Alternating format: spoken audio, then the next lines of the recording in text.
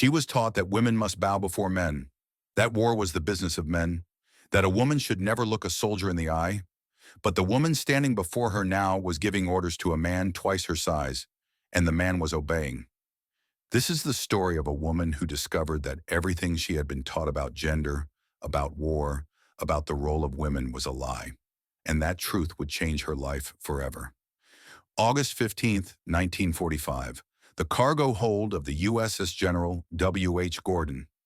The vibration was the first thing Yuki Hayashi felt, a constant, unrelenting tremor traveling up through the steel deck plates and into her spine.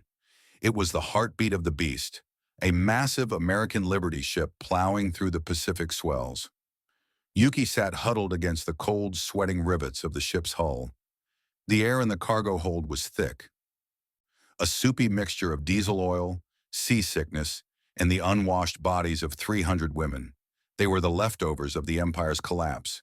Nurses, clerical staff, civilians swept up in the dragnet of the surrender. She closed her eyes, trying to block out the soft sobbing of the girl sitting next to her. Shame. The word echoed in her mind like a mantra. To live is shame. We should have found a grenade. We should have found a cliff. But there had been no cliffs, only the terrifying speed of the American advance and the sudden, blinding silence of the surrender order. The ship groaned around her, metal protesting against metal, the sound of a wounded animal carrying its cargo of ghosts across the ocean. Yuki Hayashi was 23 years old. She came from Naha, Okinawa, the place that American bombs had transformed into hell on earth. She had worked as a nurse's aide at the field hospital since 1943. 2 years of blood, of screaming, of death that never stopped. She had counted every single one of them. 156 people had died in her arms. She remembered each face, each final breath, each whispered message for mothers who would never hear them. The memory came unbidden now, rising from the darkness of the cargo hold, like a ghost refusing to stay buried. Okinawa, May 1945, 3 months before the surrender. The cave had been carved deep into the limestone cliff.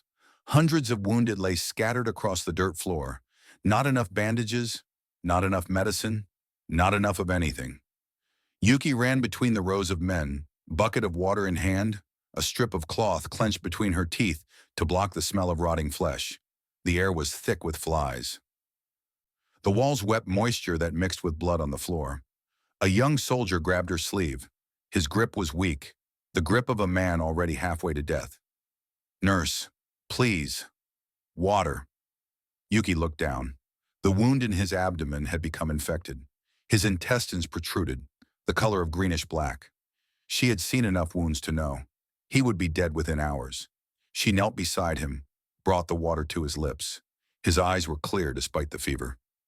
Young eyes. He could not have been more than 19. "My mother," he whispered. "Can you tell my mother I was not afraid?" Yuki nodded, tears streaming down her face. The lie came easily, the necessary lie. "I will tell her," he smiled, a peaceful smile, the smile of a boy who believed the world still contained people who kept their promises. Then he died. Yuki did not know his name. She did not know where his mother lived. She could never keep that promise. He was the 156th person to die in her arms. She counted. She always counted, because if she stopped counting, they would become just bodies, just numbers, just the anonymous dead of a war that had consumed everything. And she could not let them become nothing. The memory faded, but the weight of it remained. 156 ghosts traveling with her across the Pacific. On the ship, Yuki opened her eyes when she heard movement. Water. A metal canteen was being passed down the line of women. It was stamped with the letters US. The letters seemed to mock her. When it reached her, she hesitated. To drink their water was to accept their sustenance, to fuel the body that should be dead. Her thirst won. She took a sip. The water was metallic and warm, but it soothed the sandpaper dryness of her throat. "Where are they taking us?" The voice belonged to the girl sitting next to her. Young, perhaps 17. Her face was streaked with tears and dirt. Yuki did not answer. She did not know. And in that moment, she was not sure she cared. Sitting across from Yuki was an older woman. Her back was straight as bamboo despite the filthy conditions of the ship's hold. Kimura Takeda, 52 years old, the former wife of a colonel in the Imperial Army. She had followed her husband to Okinawa, and when he died in battle, she refused to commit suicide according to tradition. Not because she feared death, but because she believed someone had to live to preserve the honor of those who had fallen. She watched Yuki drink with eyes sharp as knives. "You are drinking the enemy's water. I am thirsty. We are all thirsty. But some of us still have self-respect." Yuki did not respond. The woman was right, and that made her hate herself even more. Kimura leaned forward. Her voice dropped to a whisper, but her words carried the weight of absolute certainty. "Do you know what they will do to us? I have read the pamphlets. American men are beasts. They will use us, torture us, parade us through the streets for their amusement." Yuki had read the same pamphlets.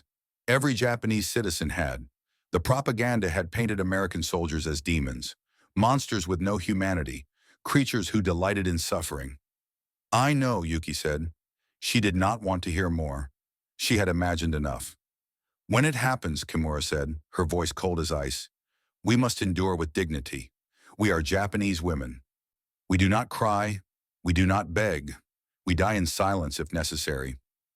Yuki looked at the older woman and wondered if that hardness was strength or just another kind of madness. Perhaps there was no difference anymore.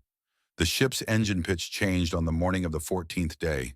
The rhythmic thrumming slowed, followed by the colossal grinding screech of the anchor chain being let out. The sound was deafening, like the earth itself tearing open. Light flooded the hold as the hatch above groaned open. A square of blinding blue sky appeared, framing the silhouette of a soldier holding a Thompson submachine gun. "Let us go. Move it topside." The voice bellowed down into the darkness. The voice of the enemy. The voice of the monsters. Yuki stood, her legs trembling from days of inactivity. She smoothed her dirty khaki trousers. She prepared herself to see the monsters. She prepared herself for the brutality she had been warned about in the pamphlets, the giant men who would treat them like cattle. She climbed the ladder, step by heavy step, rising from darkness into the blinding Pacific sun. She did not know it yet, but the monsters she was expecting would not be the ones waiting on the dock. Processing Center C. Oahu, Hawaii. 1,400 hours. The heat inside the corrugated tin hangar was suffocating. The smell of diesel fumes, DDT powder, and stale sweat filled the air. The hum of a Willys MB Jeep idling near the entrance vibrated through the concrete floor. Yuki stared at her own dust-caked feet. Her breathing was shallow. The shame of survival burned in her throat like bile. Around her, other female detainees sat in silence, waiting for the shouting of the American GIs to begin. The inevitable rough handling. The barking of orders they could not understand. "All right, listen up. Line forms here. Have your tags ready." The voice was not a bark. It was sharp, alto, and undeniably female. Yuki's head snapped up. Walking down the line was not a hulking Marine, but a figure in a crisp khaki tropical worsted uniform. The figure wore a skirt hemmed precisely below the knee and a hobby hat with a golden Pallas Athena insignia catching the light. She held a clipboard like a weapon. The American woman stopped in front of a male MP who was slouching against a crate. She pointed a manicured finger at him, said something low and cutting. The male soldier immediately straightened, saluted, and scrambled to move a heavy crate of K rations. Yuki blinked. The cognitive dissonance hit her like a physical blow. A woman commanding a man. In uniform. The American officer turned. Her eyes scanned the row of prisoners. Her gaze locked onto Yuki. And in that moment, Yuki felt as though the ground was melting beneath her feet. This woman did not bow, did not cower, did not hide in the shadows behind men. She stood straight as an oak tree. She looked everyone directly in the eye. She gave orders and was obeyed. Everything Yuki had been taught, every rule she had ever believed, was shattering like glass. Captain Eleanor Bishop, 34 years old, chestnut hair pinned neatly beneath her uniform cap, eyes gray as steel. She was one of the first women to join the Women's Army Corps when it was established in 1942. She had fought not with guns but with paperwork, with discrimination, with thousands of men who believed women had no place in the military. 3 years ago, she had stood before an interview board of 4 men in uniforms covered with medals. "Why do you want to join the WAC?" The Major General's voice dripped with skepticism. "Because my brother died at Pearl Harbor, and I have no intention of sitting idle while other men fight in my place. This is not work for women." Eleanor did not flinch. She did not lower her eyes. She met the general's gaze directly. "With all due respect, General, typing files and coordinating logistics does not require a body part that I lack." The silence stretched. The Major General stared at her. Then, unexpectedly, he laughed. "You have got guts, young lady. I will give you that."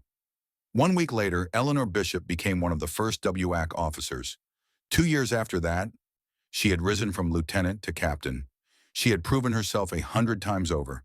She had endured the comments, the looks, the hands that accidentally touched, and she had never, not once, bowed her head. In the hangar, Captain Bishop stopped in front of Yuki. "Name?" Her voice held neither the cruelty Yuki expected nor warmth. It was the voice of pure, tired bureaucracy. An interpreter stood nearby, translating the question into Japanese. "Hayashi Yuki."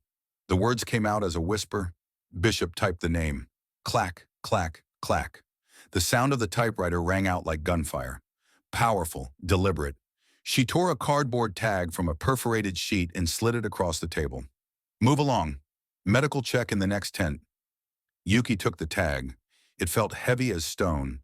She looked back as she was ushered away. The American woman was already snapping at a male corporal who had dropped a file box. "Watch it, soldier. That is the master roster." The male corporal mumbled an apology and picked it up. Yuki's breath hitched. The world had tilted on its axis. A woman had just commanded a man, and the air inside the processing center would never feel the same again. The air inside the second tent was thick with a chemical haze that tasted of chalk and poison. Yuki gagged as she was pushed through the heavy canvas flaps. The smell was overpowering, acrid and dry. "Remove all clothing. Now." The order came from an interpreter, but the authority came from the American standing beside a wooden crate. She was a tall woman wearing HBT fatigues, her sleeves rolled up to reveal forearms flecked with white powder. Yuki hesitated. In the Imperial Army hospitals, nudity was clinical, but here, surrounded by enemies, it felt like a prelude to execution. Around her, the other women were weeping softly as they unbuttoned their torn shirts. Yuki swallowed her pride. She would not cry. She undressed, folding her clothes with trembling hands, placing them on the pile. She stood shivering, naked and exposed. The tall American woman stepped forward. In her hand was a metal canister with a pump handle, a DDT sprayer, arms up. The woman did not shout. She sounded tired. Yuki raised her arms. A cloud of white powder blasted into her armpits, then down her front and into her hair. It choked her, coating her skin in a ghostly layer. Yuki squeezed her eyes shut, expecting a blow to follow, but there was only the rough touch of a hand turning her around. Her back was dusted. "Next station." The woman grunted, pushing Yuki gently but firmly toward a row of cots.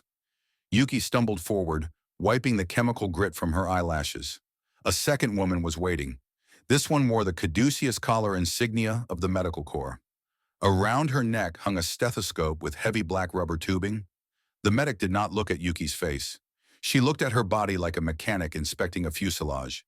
She grabbed Yuki's wrist, her fingers strong and calloused, checking the pulse. Thump, thump, thump, thump. Yuki watched the medic's face. There was no malice, no leering, only efficiency. The medic placed the cold metal disc of the stethoscope against Yuki's ribcage. "Deep breath," the interpreter translated. Yuki inhaled. She knew this ritual. She had performed it 1,000 times on wounded soldiers in Okinawa, but she had never been the patient. She had never felt the terrifying powerlessness of the one being examined.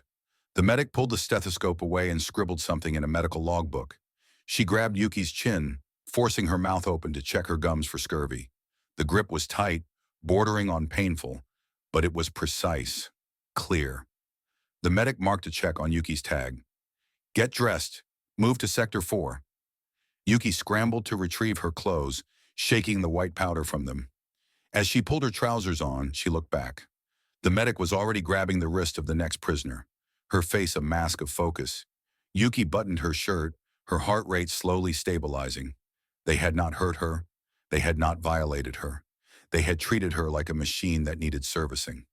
She walked out into the blinding sunlight of the main compound, the white DDT powder on her hair, marking her like snow. She was alive. She was clean. And she was utterly confused. Yuki sat in the dirt near the perimeter fence of Sector 4. The afternoon heat distorted the air above the tarmac, making the distant hangars shimmer like mirages. For 2 days she had watched. She watched them march. She watched them salute. But she still could not understand them. A cloud of dust announced the arrival of a vehicle. A battered, mud-stained Willys MB Jeep sputtered toward the supply depot opposite Yuki's enclosure. With a loud bang and a hiss of steam, the engine died. The driver, a burly male sergeant, slammed his hands against the steering wheel. He hopped out, kicked the tire, and threw the hood open, waving his arms in frustration. Smoke billowed out. "Need a hand, Sarge?" Yuki watched as a figure slid out from under a nearby truck on a creeper. It was a woman. She was not wearing the skirt and tie Yuki had seen earlier. She was covered head to toe in baggy, grease-stained HBT coveralls, her hair tucked entirely under a mechanic's cap. The male sergeant put his hands on his hips. Damn carburetor again. Piece of junk. The woman stood up. She was small compared to him, but she walked with a heavy, grounded stride. She wiped her hands on a rag already black with oil. Without asking permission, she leaned into the engine bay of the Jeep. Yuki pressed her face against the chain-link fence. In Japan, a woman might clean the factory floor or assemble delicate fuses. But this was a machine of war. This was steel and fire. The American woman barked an order. The sergeant, a man who could snap her in half, jumped into the driver's seat. "Crank it," she yelled. The engine whined but did not catch. The woman shook her head. She pulled a heavy socket wrench from her back pocket. She dove back under the hood, her body disappearing into the machinery. Yuki could see her elbows working, the muscles in her forearms flexing as she wrenched a bolt tight. "Try it now." The sergeant hit the starter. The engine roared to life, purring smoothly. The woman emerged, grinning. She wiped a smudge of grease across her forehead, leaving a black streak like war paint. The sergeant gave her a thumbs up and drove off. The woman turned, spinning the wrench in her hand. She looked toward the fence. Through the diamond-shaped wire, her eyes locked with Yuki's. Yuki did not look away. She could not. She stared at the grease on the woman's hands. The filth that signaled mastery, not servitude. The cognitive dissonance cracked something open inside her. If they could fix the engines that carried the guns, what else were they capable of? The American mechanic did not smile. She just gave a single slight nod. Then she turned back to her truck. Sergeant Ruth Martinez, 28 years old, from San Antonio, Texas. Her father was an automobile mechanic. She had held a wrench before she held a pencil. She had taken apart car engines when other girls were playing with dolls. 2 years ago, she had stood before a recruitment desk. "I want to enlist." The recruiter, a middle-aged man with a beer belly, looked her up and down. "We have positions for typists and telephone operators. I am a mechanic. I can fix anything with an engine." The man laughed. "Sweetheart, mechanics is men's work." "Then why are your men out on the front lines instead of here fixing trucks?" The silence stretched. 3 months later, Ruth Martinez became the first female WAC mechanic assigned to Hawaii. Ruth did not care about politics or women's rights. She only cared about engines, about making broken things run again. And when she saw the Japanese woman standing on the other side of the fence, eyes wide with astonishment, she understood. She understood what it felt like to be told you could not do something just because you were a woman. The nod she gave Yuki was not a greeting. It was recognition. One woman acknowledging another who was beginning to wake up. That night, Yuki lay on her canvas cot, staring at the corrugated metal ceiling of the Quonset hut. Around her, 300 women breathed in the darkness. Some sobbed quietly.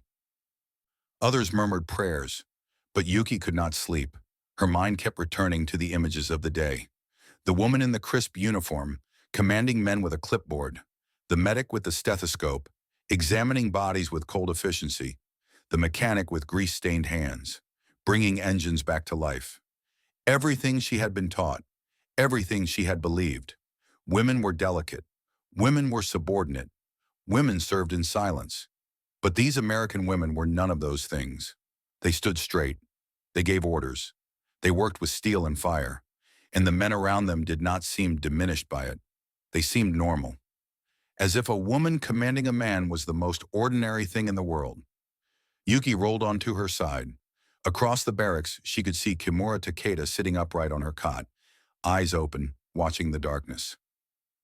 The older woman had not spoken to her since they arrived, but Yuki could feel her judgment like a physical weight. "You are thinking about them?" Kimura's voice cut through the darkness. Yuki did not respond. "Those women in uniform, they have confused you.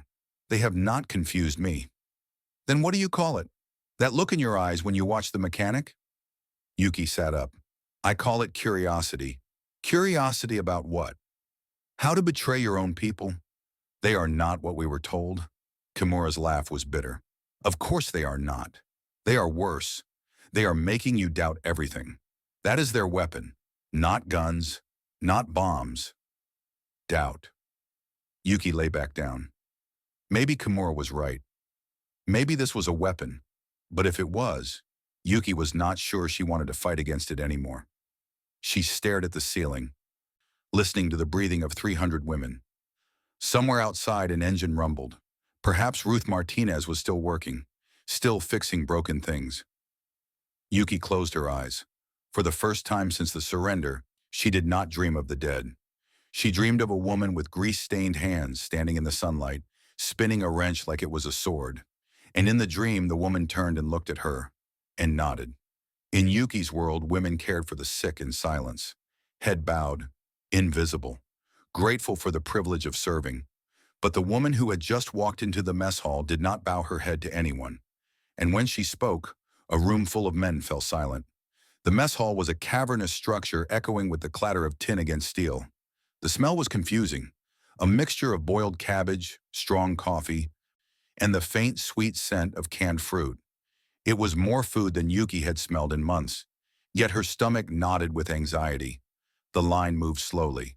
At the serving station, a sweating male corporal with hairy forearms slammed ladles of stew onto metal mess trays. His movements were aggressive, deliberate. Each splatter of food was an act of contempt. He did not look at the women. He looked through them, as if they were ghosts, as if they did not exist. Yuki watched the women ahead of her receive their rations, half portions, watery broth with no meat, bread soaked in liquid because the corporal deliberately missed the compartments. Each woman accepted it in silence. Each woman bowed and moved on. This was the natural order of things. The defeated served at the pleasure of the victors. Gratitude was expected even for scraps. When Yuki reached the front of the line, she held out her tray with both hands, bowing slightly, a reflex she could not suppress. The corporal sneered. His name was Frank Dawson, 38 years old, from a small town in Alabama where things were done in certain ways and never questioned. He had served in the Pacific. He had watched his friends die on beaches whose names no one back home could pronounce. He had earned the right to hate, and he exercised that right every chance he got. He scooped a half portion of watery broth, purposely avoiding the chunks of meat and potatoes floating in the pot. He splattered it onto her tray, missing the compartment entirely and soaking her bread. "Move it, Tojo," he muttered the words while waving the ladle like a club. Yuki froze. The insult was in English, but the tone was universal. She had heard that tone in Okinawa, in the field hospitals, in the voices of soldiers who saw certain people as less than human. She stepped back, eyes lowered, accepting the humiliation as the price of defeat. This was how the world worked. The strong dominated, the weak endured. "Corporal," the voice cut through the din like a whip crack. Dawson flinched, dropping the ladle into the stew with a splash. Standing at the end of the serving line was Captain Eleanor Bishop. She stood with her hands clasped behind her back, her posture rigid as iron. The silver twin bars of a captain glinted on her collar. Her face was expressionless, but her eyes burned with cold fire. Ma'am, Dawson stammered, straightening up but not quite snapping to attention. His face had gone pale beneath the sheen of sweat. Is there a shortage of rations I was not informed of? Bishop asked the question in a voice that was low, controlled, dangerous. She walked slowly toward him, her heels clicking rhythmically on the concrete floor. Each step was measured, precise, the footsteps of someone who understood the power of silence. No, ma'am. Just rationing for the prisoners, ma'am. The Geneva Convention, Article 11. Bishop pointed to a sheet of paper tacked to the wall behind him. Rations shall be equal in quantity and quality to those of depot troops. Do not make me write you up for a violation of international law, Corporal. She paused. Fill that tray. The mess hall went silent. 300 Japanese women watched with wide eyes. They did not understand all the words, but they understood the dynamic. A woman was giving orders to a man. And the man was afraid. Dawson's face flushed red. He looked at Yuki, then at the captain. He hated this. Every fiber of his being hated this. He hated taking orders from a woman. He hated being corrected in front of the enemy. He hated feeding people he believed deserved to starve. But he feared the rank. He scooped a full ladle of meat and potatoes and dumped it onto Yuki's tray. The portion was generous, more food than Yuki had seen in weeks. Thank you. Bishop said the words with ice in her voice. She turned her gaze to Yuki. It was not a look of kindness. It was not warmth or sympathy or compassion. It was a look of enforced order. I do this for the rule, not for you. Her eyes seemed to say exactly that. Yuki bowed deeper this time. Not to the man, not to the food, to the silver bars on the woman's collar. To the authority that protected even enemies. She hurried to a table, her heart pounding. The world she knew, where men ruled and women obeyed, was dissolving with every mouthful of American stew. Dawson watched Bishop walk away. His jaw was tight with suppressed rage. His hands trembled as he picked up the ladle. She would not always be around. The woman captain with her regulations and her Geneva Convention and her silver bars. Sooner or later, he would have his moment. He continued serving, but his eyes followed the Japanese prisoners, especially the one who had bowed to the woman captain. He would remember her face. That night, in the barracks, the women whispered about what they had witnessed. Did you see? A woman gave orders to a man. She protected us. An American woman protected us. Yuki sat on her cot, eating the food she had been given. Real meat, real potatoes, food that tasted like survival. Kimura Takeda sat across from her, watching with contempt. You look pleased with yourself. I am eating, that is all. You are eating because that woman intervened. Does that not shame you? Yuki looked up. She intervened because of a law that protects prisoners, a law that she believes in. Laws written by Americans. Laws designed to make us dependent on their mercy. Laws that give us food instead of starvation. Kimura leaned forward. Her voice dropped to a hiss. You are being seduced. Can you not see it? This is how they break us. Not with violence, with kindness, with food and medicine and women in uniforms who pretend to protect us. They want us to forget who we are. Yuki was silent for a long moment. Maybe who we were needed to be forgotten. Kimura's eyes widened. For a moment, she looked as if she might strike Yuki across the face. Instead, she stood and walked away without another word. Yuki finished her meal alone. The food tasted like freedom, and she was not sure if that was a blessing or a curse. 3 days later, the whisper ran through the barracks like an electric current. Inspection. The Red Cross is coming. Yuki knelt beside Noriko Shimizu, the 17-year-old girl from Osaka who was burning with fever. Noriko had been on the ship with them. She had been quiet, always quiet, clinging to the edges of groups, never speaking unless spoken to. She had no family left. Everyone she loved had died in the firebombing of Osaka. Now she was curled tightly under a wool blanket, shivering violently despite the tropical heat. Her skin was pale and slick with sweat. Her breathing was shallow and rapid. In the Imperial Army, the sick were often left behind. Or worse, Yuki had seen it happen.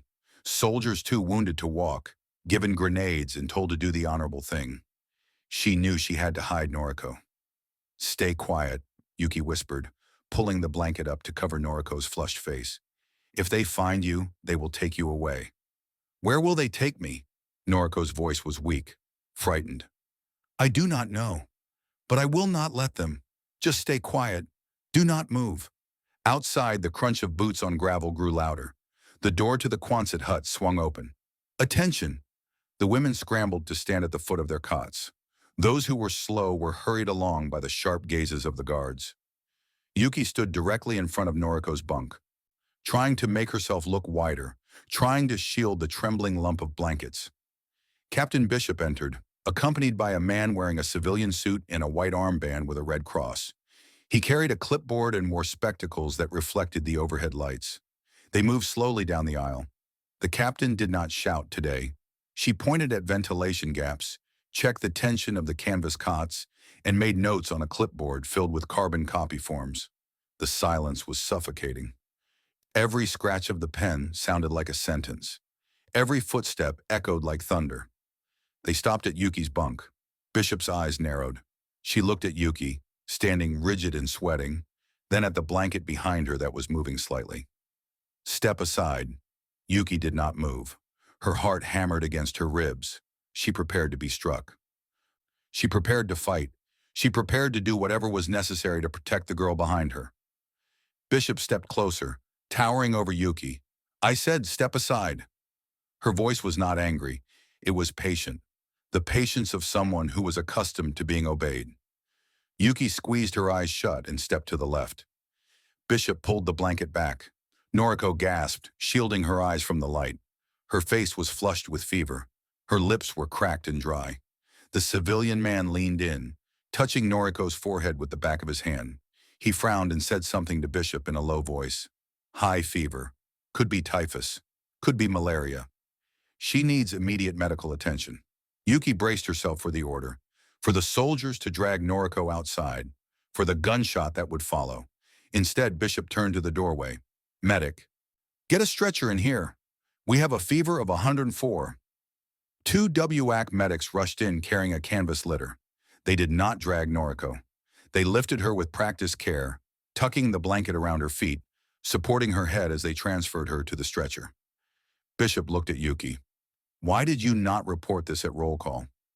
Yuki stared at the floor, unable to articulate the fear that had kept her silent. How could she explain that in her world, reporting sickness meant death? That in the caves of Okinawa, the wounded were burdens to be eliminated? "We are not barbarians," Bishop said the words quietly. For a moment, just a moment, her voice lost its command tone. "She needs quinine, not a grave." They carried Noriko out. Yuki stood alone in the aisle. The sound of the clipboard snapping shut echoed in her ears. The enemy was saving them. The dissonance was gone, replaced by a terrifying clarity. We were wrong about everything. But clarity came too late. From the medical tent outside, a sudden shout erupted. "She is seizing! I need help!" Yuki did not think. The scream cut through her hesitation like a scalpel. She sprinted toward the medical tent, ignoring the shouts of the guards. "Hey! Stop! Get back here!" She did not stop. Inside the tent, chaos reigned. Noriko was thrashing violently on the canvas cot, her back arching, foam gathering at the corners of her mouth. The wooden legs of the cot rattled against the concrete floor with a terrible rhythm. Thud, thud, thud, thud. A young American WAC medic, no older than 20, was struggling to hold Noriko's shoulders down. She was shouting for a doctor, but the tent was otherwise empty. "She is biting her tongue. Hold her." The medic screamed the words at the air, panic rising in her voice. Her hands were slipping on Noriko's sweat-slicked skin. Yuki burst through the tent flap. The MP guard was right behind her, reaching for his baton. "Get back. Prisoner, get back now." Yuki ignored him. She saw the blood mixed with saliva on Noriko's lips. She saw the young WAC losing her grip. She saw a 17-year-old girl dying in front of her, and she moved. She did not attack the American. She mirrored her. Yuki grabbed Noriko's flailing legs, pinning them down with her full body weight. She looked the American medic in the eye and nodded sharply. "I have her." The words were in Japanese, but the meaning was universal. The medic blinked, stunned for a fraction of a second, then understood. She grabbed a wooden tongue depressor from the tray. Open, open up. Noriko's jaw was clamped shut in the rictus of seizure. The medic could not get the leverage. Yuki let go of the legs. A dangerous risk.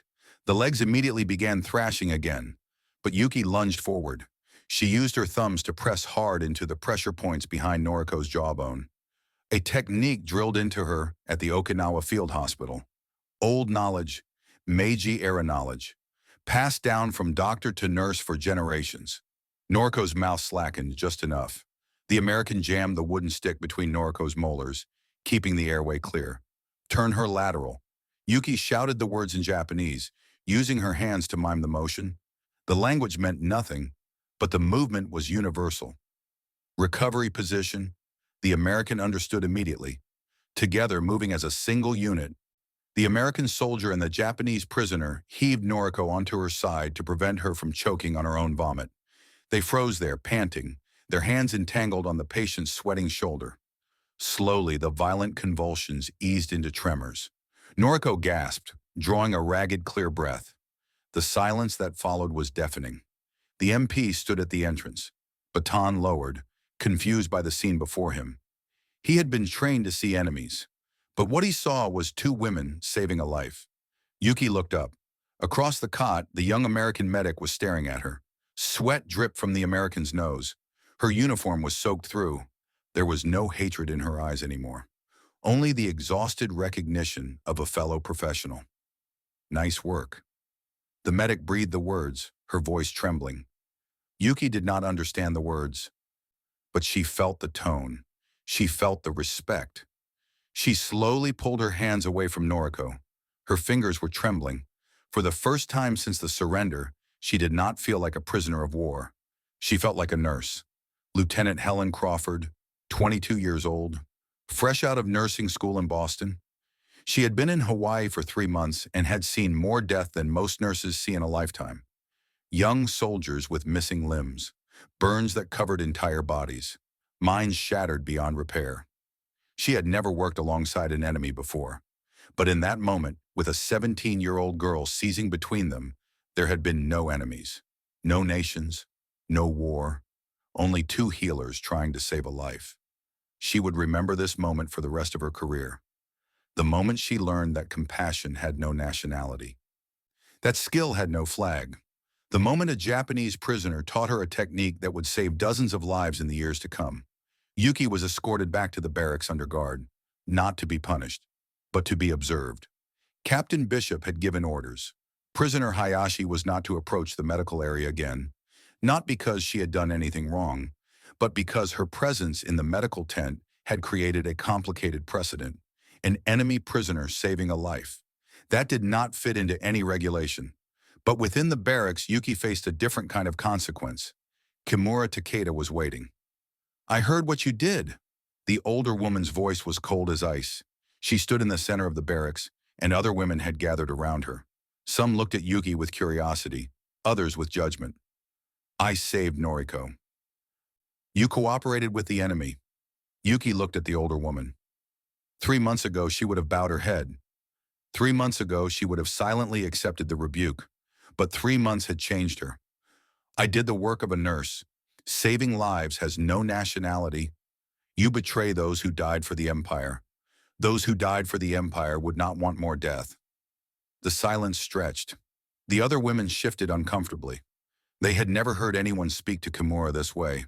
The old order, the hierarchy of age and tradition, was being challenged.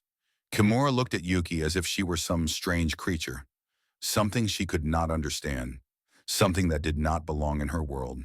"You have changed, and not in a good way." She turned and walked into the shadows of the barracks. Yuki stood alone, feeling the weight of isolation pressing down on her shoulders. She had lost the respect of her own people. She did not fully belong with the enemy. She stood somewhere in between, no longer Japanese in the way Kimura defined it, but not American either. She was something new, something that did not have a name yet, and she was not sure if that was a blessing or a curse. 2 days later, Yuki was summoned to the medical tent, not to be punished, but to talk. Lieutenant Helen Crawford was waiting for her. "Sit down," the words came through an interpreter. Crawford gestured to a wooden chair across from her desk. Yuki sat, uncertain of what was happening. Her heart beat rapidly. She had been told that prisoners were not supposed to be in the medical area. Yet here she was. Crawford studied her for a long moment. Her eyes were tired but kind. The eyes of someone who had seen too much suffering and still chose to fight against it. Where were you trained? Field Hospital, Okinawa. How long? 2 years. Crawford nodded slowly. The technique you used to open that girl's jaw. I have never seen it before. Where is it in the textbooks? It is not in the textbooks. Yuki paused, gathering her thoughts. I learned it from an old doctor in Naha. He said it was knowledge from the Meiji era.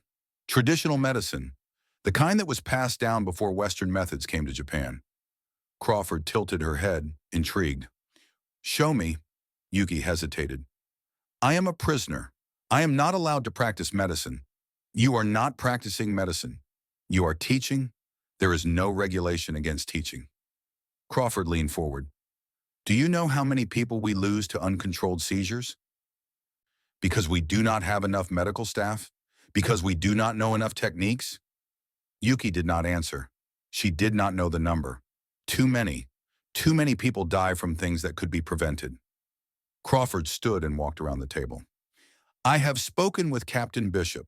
You are not allowed to work as medical staff. Regulations do not permit it. Yuki nodded. She had expected this. But there is no regulation that prevents you from observing, and there is no regulation that prevents me from discussing medical techniques with you. Crawford looked directly into Yuki's eyes. Do you understand what I mean? Yuki understood. She would not be allowed to work officially, but she would be allowed to learn. And perhaps, in some way, she would be allowed to teach. I understand. Crawford smiled for the first time since they had met. It was a small smile, tired but genuine. Good. Come back here tomorrow. 6 in the morning. We have a lot to discuss. The weeks passed. Every morning, Yuki arrived at the medical tent at 6 o'clock. She observed while Crawford worked. She discussed techniques in a mixture of broken English and Japanese and hand gestures. She learned about penicillin, the miracle drug that Japan did not have. She watched Crawford administer it to patients who would have died without it. She learned about modern blood transfusion techniques, about sterilization methods, about surgical procedures that her field hospital could only have dreamed of. And Crawford learned from her. Pressure point techniques from the Meiji era, traditional methods of stopping bleeding without modern equipment, survival tricks from a hospital that had no medicine, ways to keep patients alive when there was nothing left but hope and skill. They did not become friends. The word was too strong for what they were. But they became colleagues, two nurses from opposite sides of a battle line, sharing knowledge for a common purpose, saving lives. One evening, as Yuki left the medical tent, she encountered Ruth Martinez. The mechanic was sitting on an oil drum near the motor pool, smoking a cigarette, watching the sunset paint the sky orange and purple. Heard you are learning medicine. Ruth said the words without looking at Yuki. Yuki stopped. She did not know how Ruth knew. She did not know how news traveled in this camp. Ruth laughed at her confusion. I do not speak Japanese. I am just guessing from your face. She waved for Yuki to sit. Yuki hesitated. Prisoners were not supposed to fraternize with American soldiers. But no one was watching, and something in Ruth's manner made her feel safe. She sat. They sat in silence for a while, watching the sun sink into the Pacific. The sky turned from orange to red to deep purple. Stars began to appear. You know, Ruth finally spoke, still watching the horizon. When I joined the WAC, everyone said I was crazy. Women do not fix trucks. Women do not work with engines. Women do not. Women do not. Women do not. She took a drag from her cigarette. But I did. And now those same men bring their trucks to me when they break down. They still do not like it, but they need me. She turned and looked at Yuki. You are a nurse. You are good at it. Do not let anyone tell you that you cannot do something just because you are Japanese, or a woman, or a prisoner. Yuki did not understand all the words, but she understood the meaning. Thank you. She said the words in clumsy English. Ruth nodded. Do not mention it. They sat in silence until the stars filled the sky. Then Yuki stood and walked back to her barracks. Behind her, Ruth lit another cigarette and went back to watching the darkness. Two women from opposite sides of the world. Two women who had been told they could not. And yet, here they were. Doing what they were told was impossible. The days turned into weeks. Yuki learned English words, medical terms, American slang. She learned that okay meant good, that sure meant yes, that doc was short for doctor. She learned that not all Americans hated her. Some did. Corporal Dawson never stopped sneering whenever he saw her. His eyes followed her with barely concealed malice. But others treated her differently. Crawford spoke to her as an equal. Ruth nodded to her when they passed. Even Captain Bishop, in her cold professional way, acknowledged her existence. She learned that the propaganda she had believed was not entirely false. Some American soldiers were cruel, some were racist, some had done terrible things in the Pacific. But she also learned that they were not all the same. Just as the Japanese were not all the same, people were people, complex, contradictory, capable of both cruelty and kindness. And that realization was more terrifying than any propaganda. Because if people were not simply good or evil, if they were not simply enemies or allies, then the world was far more complicated than anyone had told her, and she would have to think for herself. One night, Noriko came to see her. The 17-year-old had recovered from her fever. She was still thin, still fragile, but she was alive.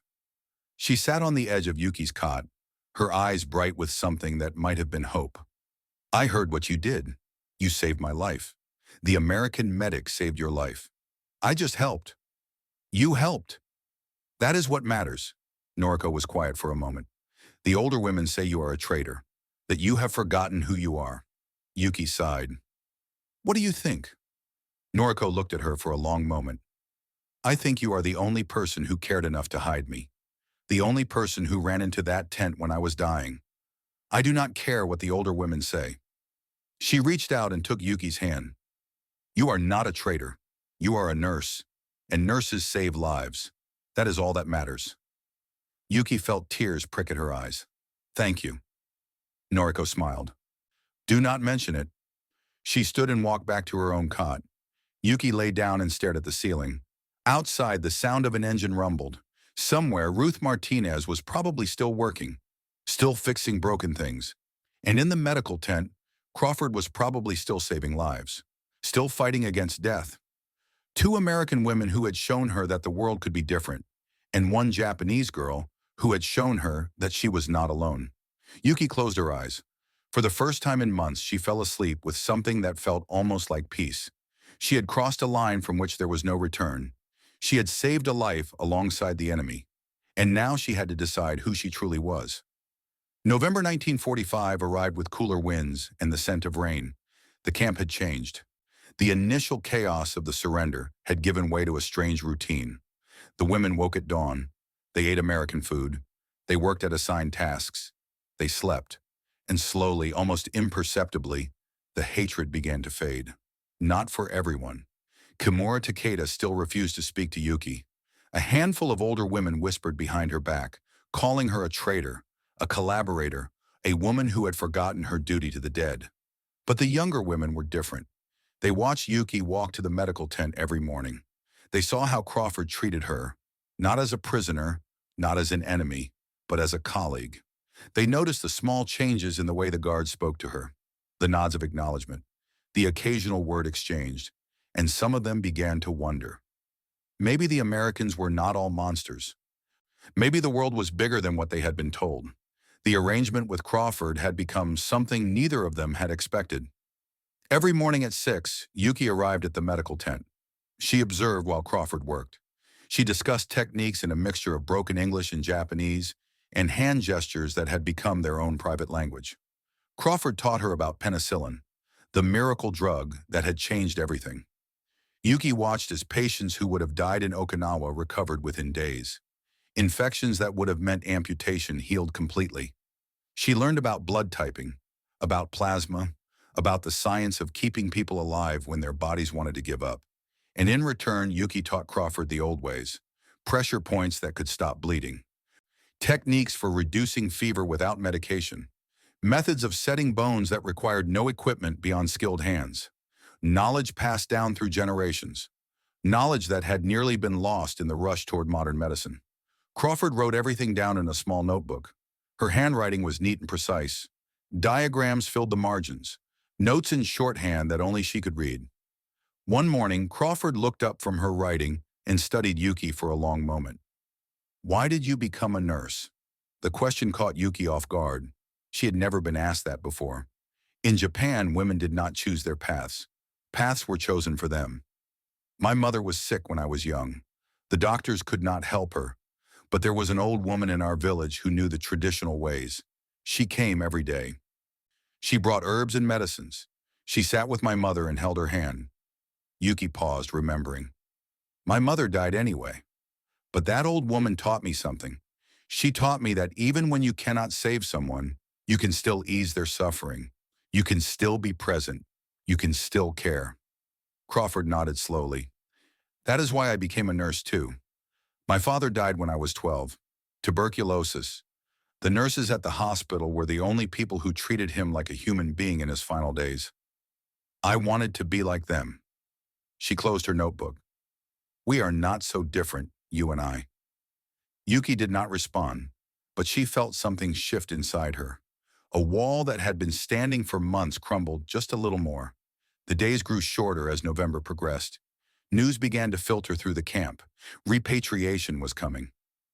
The first groups of prisoners would be sent home soon. Home. The word felt strange to Yuki now. What home? Okinawa was ash. Naha was rubble. The apartment where she had grown up, the streets where she had played as a child, the hospital where she had trained, all of it was gone. Her family was scattered. Her father had died in the bombing. Her mother had passed years before. Her brother was missing, probably dead somewhere in the Philippines. What was she going home to? One morning, Crawford called her aside after their session. "We received orders. Repatriation begins next week. The first group leaves on Monday." Yuki felt her stomach drop. "Am I in the first group?" Crawford shook her head. "Not yet. Medical cases go last. We need to make sure everyone is healthy enough for the journey. But you will be going soon, within the month." She paused. "What will you do when you return?" Yuki had never thought about it. She had been so focused on surviving each day that she had not considered what came after. "I do not know. I was a nurse.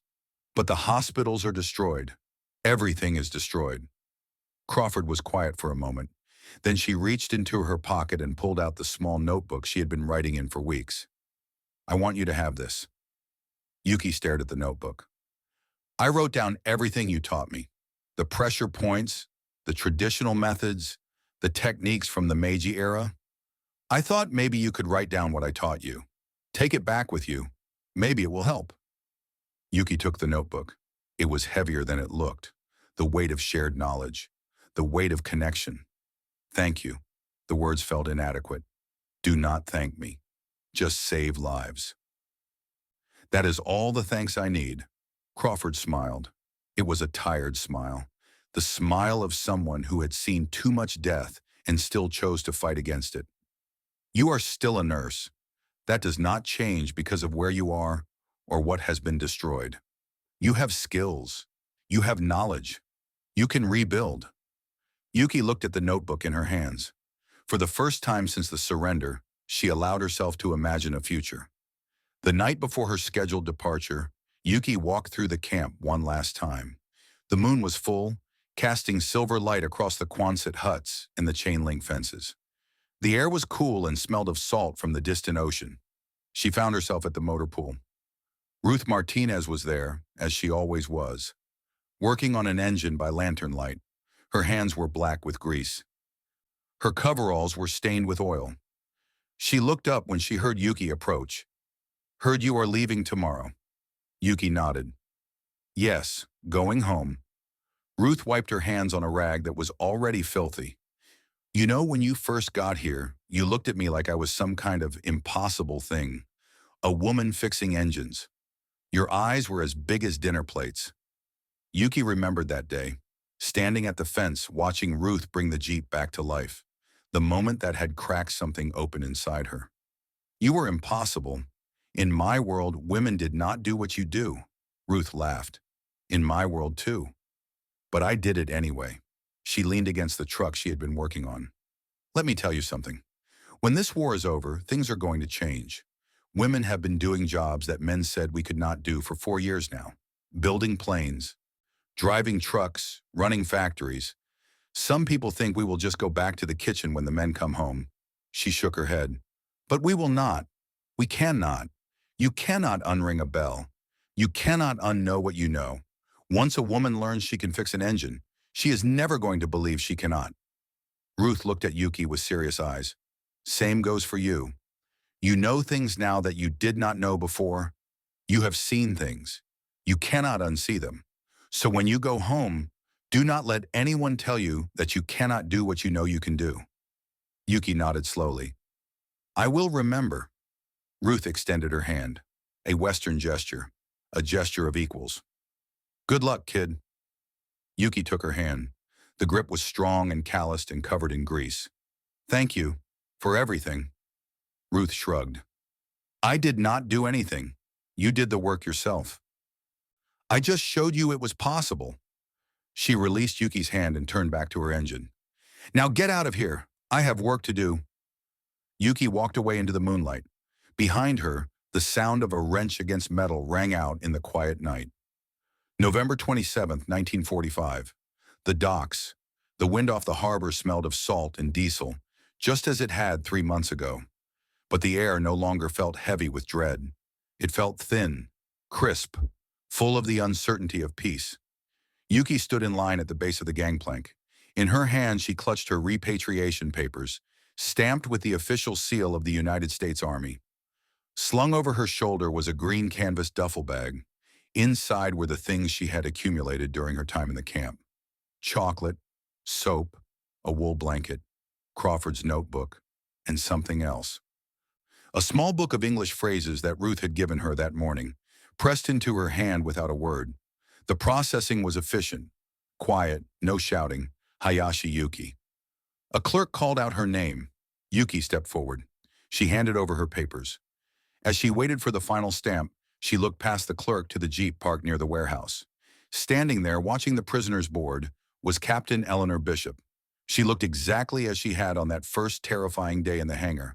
The crisp khaki uniform, the skirt hemmed precisely below the knee, the hobby hat perched perfectly on her head. The golden palace Athena insignia caught the morning sun, the goddess of wisdom and war. 3 months ago I saw a monster, Yuki thought. Now I see a blueprint. She remembered that first moment of shock. The cognitive dissonance that had shattered her understanding of the world. A woman commanding men. A woman wielding authority. A woman who did not bow. That image had changed everything. Yuki stepped out of line, just an inch. The MP started to raise his hand, but Bishop waved him off. The captain walked over, stopping a few feet from Yuki. There were no bows this time. Good luck, Hayashi. The words were not warm. They were not cold. They were respectful. It was the farewell of one professional to another. Yuki stood straighter than she had ever stood in the presence of an imperial officer. She looked at the gold insignia on Bishop's collar.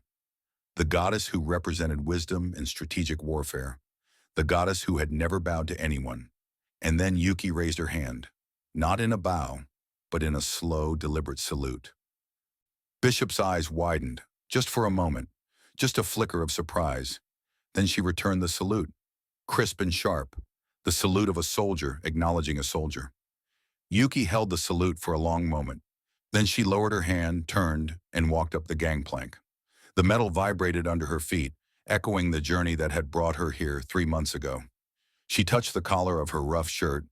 Japan was in ruins. She knew the cities were ash. The men were broken. But we are not. She whispered the words to the wind. As the ship's horn blasted, a deep, mournful sound signaling departure, Yuki did not look back at the wire fences. She looked forward, toward the horizon. She was returning to a land of ghosts, but she was bringing back something more dangerous than any weapon. The knowledge that a woman could hold a wrench, command a regiment, and save a life. all without lowering her eyes. Somewhere on the dock, Ruth Martinez watched the ship pull away. She did not wave. That was not her style. But she muttered something under her breath. "Give them hell, kid." Then she turned back to her truck, wrench in hand, and went back to work. Lieutenant Helen Crawford stood at the entrance of the medical tent, watching the ship disappear into the morning haze. She had treated hundreds of patients in her career. She would treat thousands more. But she would never forget the Japanese woman who had taught her techniques from another era. And she would never forget the moment they had saved a 17-year-old girl together, two healers from opposite sides of a war, united by the simple desire to keep someone alive. She touched the pocket where she kept her own copy of the notes they had shared, the traditional knowledge that Yuki had given her. "I hope you find what you are looking for," she thought. Then she turned and went back to work. Captain Eleanor Bishop returned to her desk.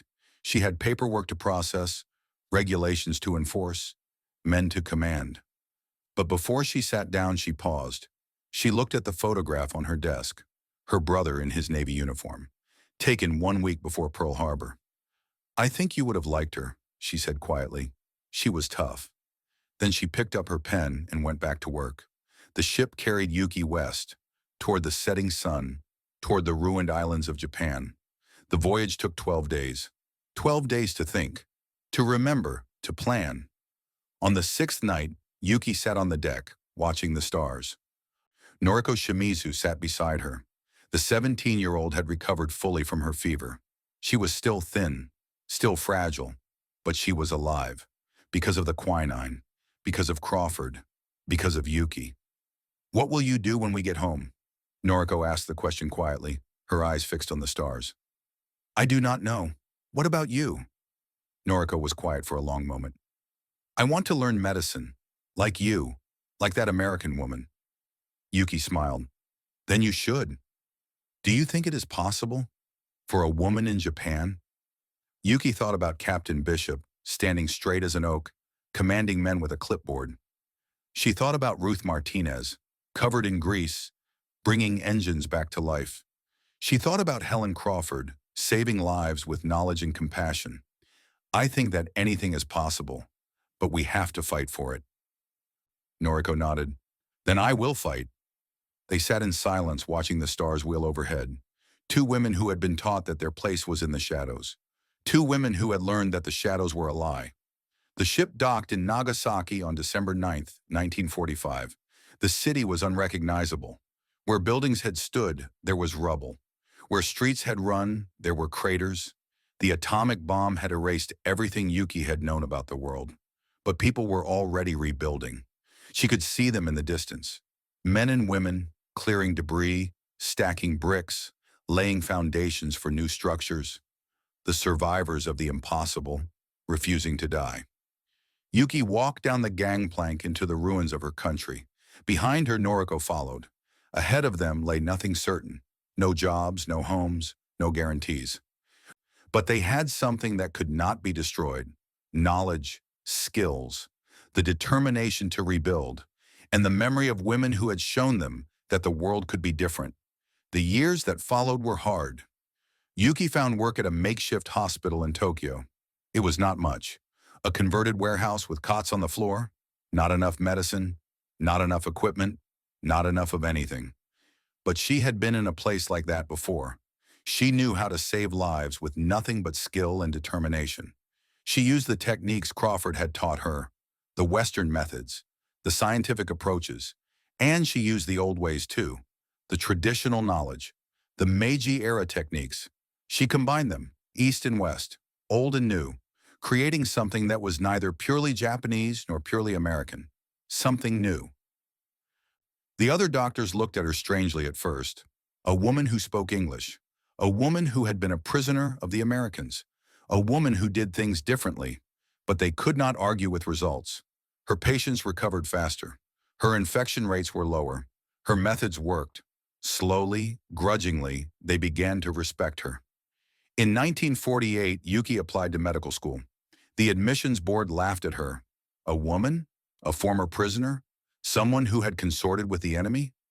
She applied again the next year, and the year after that. On her fourth attempt, she was accepted.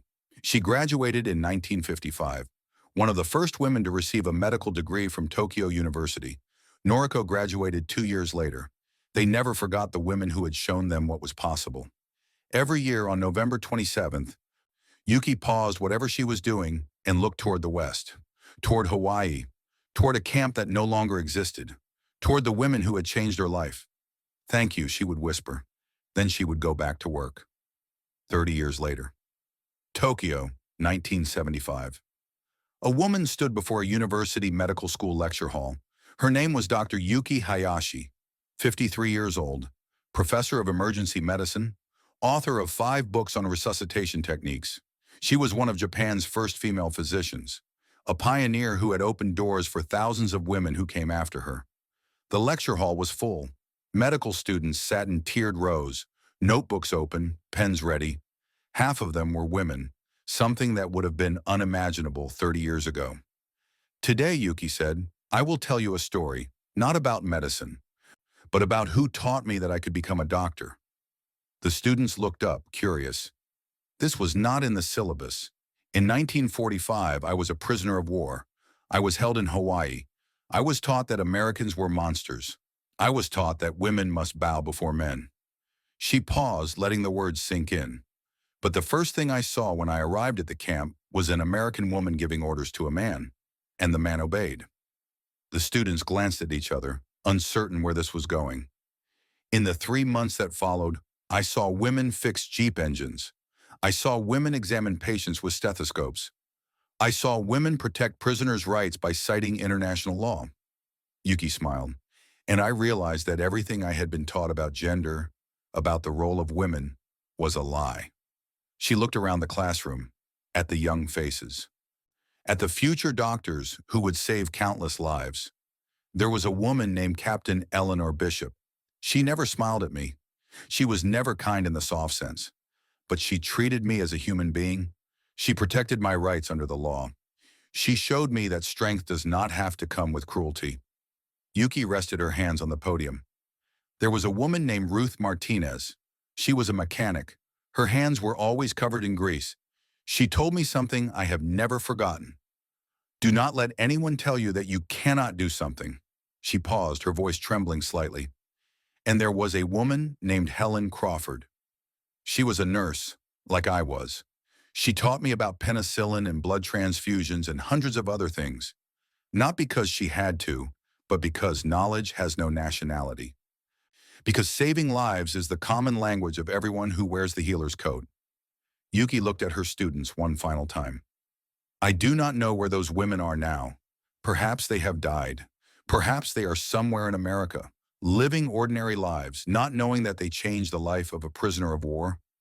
She smiled. "But I want you to remember this. Every time you treat someone with respect, every time you share knowledge, every time you show that women can do anything, you are changing the world. Maybe not in the way you expect, maybe not with people you know, but you are changing it." She closed the book on the podium. "Today's lecture is over, but I hope this story stays with you." The students applauded as she left the hall. Outside, Dr. Yuki Hayashi stood alone in the corridor, looking through the window. Tokyo stretched below, a city that had been destroyed and rebuilt, a nation that had been an enemy and become an ally, a world that had learned slowly and painfully that women could do anything. She touched the collar of her white coat, where her university badge hung. In her pocket was a small notebook, worn and faded, the pages filled with neat handwriting and careful diagrams. Crawford's notebook. She had never let it go. In her mind, the image of Pallas Athena glowed as clearly as on that first day, the goddess of wisdom and war.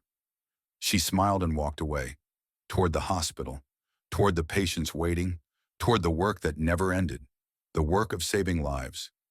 In a small house in San Antonio, Texas, Ruth Martinez, now 78 years old, sat in her garage. She was still working on engines, older ones now, classics. The kind that needed care and patience and hands that knew what they were doing. On the wall hung a faded photograph, a young woman in grease-stained coveralls, grinning next to a repaired Jeep. Hawaii, 1945. Ruth did not think about the war often. It was a long time ago. But sometimes when she was elbow deep in an engine, she remembered the Japanese woman standing at the fence, the look of astonishment in her eyes. "Hope you made something of yourself, kid." She muttered the words to no one. Then she went back to work. Helen Crawford had died in 1968, cancer. She was 45. But her daughter had found a small notebook among her belongings, filled with neat handwriting, diagrams, instructions, and a note on the first page. Techniques learned from YH, Japanese nurse, Hawaii, 1945. Traditional methods from Meiji era may be useful. Her daughter had donated the notebook to a medical museum in Boston. It sat in a glass case now, a small piece of history that most people walk past without noticing. But occasionally, a medical student would stop, read the faded writing, ask a question, and the story would be told again. Captain Eleanor Bishop had retired in 1962. She had risen to the rank of colonel, one of the highest-ranking women in the Army at the time. She never married, never had children. Her career was her life. But in her study, she kept a photograph. Not of herself, not of her awards. A photograph of a group of women standing outside a Quonset hut in Hawaii. WAC nurses, mechanics, clerks. All of them standing straight, all of them looking directly at the camera, none of them bowing. In Tokyo, Noriko Shimizu, now 47 years old, worked as a head nurse at a major hospital. She had never become a doctor. Life had taken different turns. Marriage, children, responsibilities. But she had become one of the most respected nurses in the city. She had trained hundreds of young nurses. She had saved thousands of lives. And every year on November 27th, she called Dr. Yuki Hayashi. They talked about nothing important. The weather, their health, their grandchildren. But they both knew why they called. It was the anniversary of their departure from Hawaii. The anniversary of the day they left the camp that had changed their lives. "Do you ever think about them, the American women?" Noriko asked the question one year. "Every day," Yuki answered. "Every single day." The sun set over Tokyo. In homes across the city, women worked, women studied, women led. Not because anyone had given them permission, but because someone long ago had shown them that it was possible. A woman with a clipboard, a woman with a wrench, a woman with a stethoscope. 3 women who had planted seeds without knowing what would grow, and the harvest had been beyond anything they could have imagined. A faded photograph hangs in the Tokyo Medical Museum. 3 American women in uniform. Hawaii, 1945. Captain Eleanor Bishop stands in the center, her posture straight as steel, the Pallas Athena insignia gleaming on her cap. To her left, Sergeant Ruth Martinez, coveralls stained with grease, a wrench in her hand, grinning at the camera. To her right, Lieutenant Helen Crawford, stethoscope around her neck, a notebook tucked under her arm. Behind them, barely visible through a chain-link fence, a Japanese woman watches. Her face is half hidden, her expression is unreadable, but her eyes are wide open, seeing the world for the first time. Below the photograph, a small plaque reads, Women's Army Corps, Processing Center C, Oahu, Hawaii. August 1945. They showed us what was possible. Dr. Yuki Hayashi, class of 1955. The museum is quiet at this hour, but if you listen carefully, you can almost hear the sound of a typewriter. Clack, clack, clack. The sound of a woman commanding her world. The sound of history being written. The sound of walls coming down.